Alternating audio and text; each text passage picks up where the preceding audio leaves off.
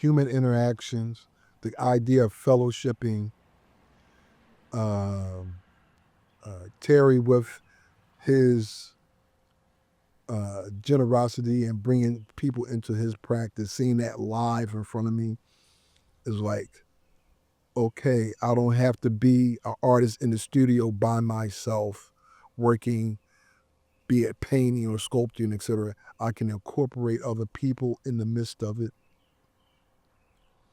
All those things spoke to me.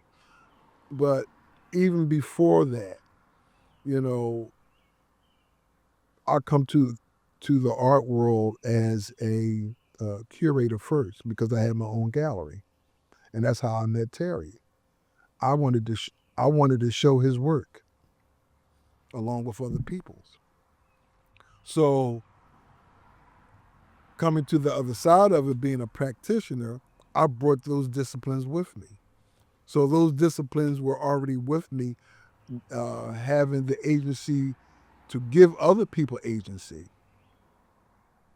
That was already natural in me, and it goes back to my youth. You know, in my the Muslim community that I'm part of, it was always about that fellowshipping. They used to call me when I was a teenager. They used to call me the visitor. You know, because I would go around to the different people in the congregation homes and just randomly, especially a beautiful summer day like today, man, I'll be on my bike and I'll go see Brother Tahi and Sister Isla, you know, 10 in the morning or 7 in the evening, pop up for dinner time. Oh, Sister Talia and Imam Fareed, what y'all having for dinner today? You know, oh, come on in.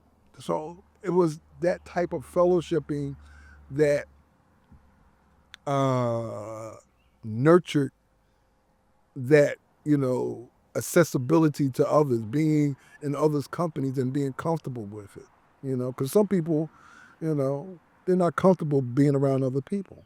So I was nurtured in that way. So to incorporate other people in the mix, that's what being in the community was about.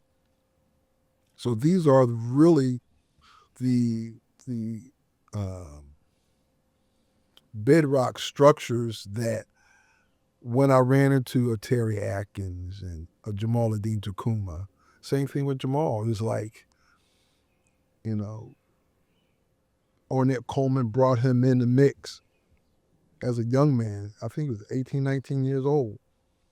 And then Jamal Dean run with him 10 years.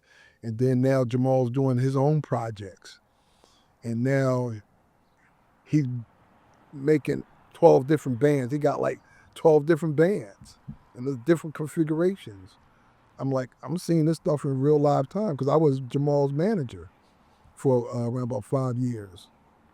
So I was seeing how you can interact with other people, still have your unique presence, and still be with others and give them agency and classic win-win. Everybody wins. So this upbringing, it all goes with upbringing. My upbringing anyway.